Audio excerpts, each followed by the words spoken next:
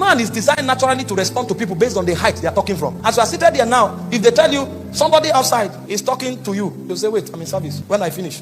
If they now tell you the governor of Lagos say he wants to see you, it will take honor for God for you to keep calm. The service will become long. Every 5 minutes will be 50 minutes. You'll be, when are they closing now? What is happening? Because your whole attention is there.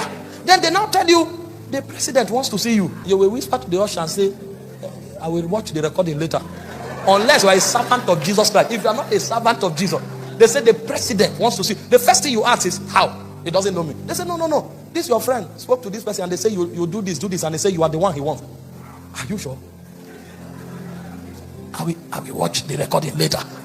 You will carry your bag and bend down and walk through the back. You are gone. See, you know what will be happening to you as you are going to the president. You are already calculating that land. I will buy it next week. Nobody spoke about land, but that is your design. Because of the one talking, you know there are many possibilities that accompany his presence. So even the things he has not promised you, you are already planning on it. You say, that man that was talking about that visa, tell him I will see him next week. The visa must be done. Everything will come alive because the president wants to see you.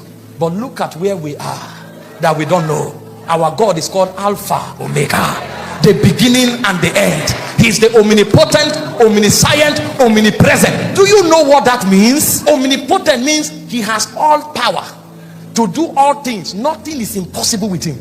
Omnipresent means he is everywhere at every time in every time. There's a difference between at every time and in every time. At every time means within your present context he is everywhere. But in every time means no time eludes him. That means God is still in yesterday and God is already in tomorrow. That's the one who is promising you something. So he is your tomorrow. He knows your tomorrow. Your tomorrow is in his hands. And he is omniscient. He knows everything that can happen before he says you are blessed.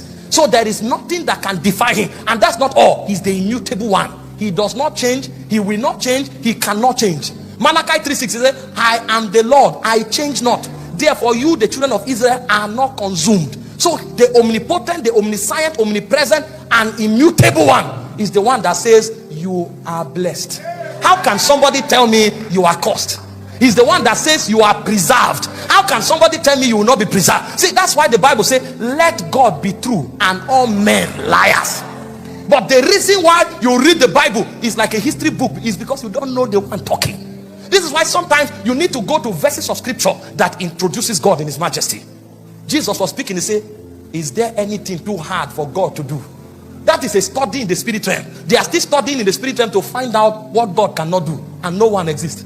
Is there anything too hard for God to do? The God with whom nothing is too hard to do tells you your future is secure and you have depression.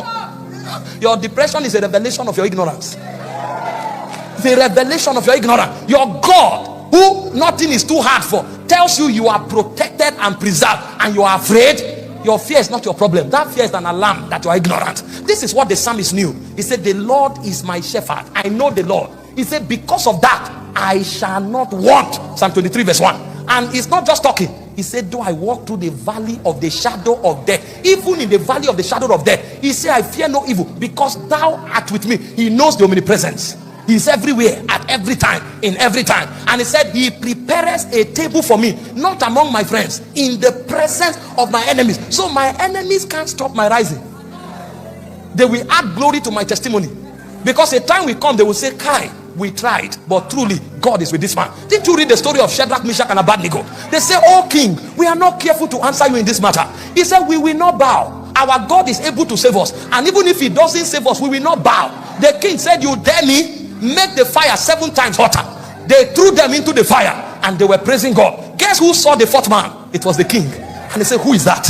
That person looks like the son of the highest. It is your enemies that will begin to testify first. I prophesy over someone, every affliction in your life goes down now.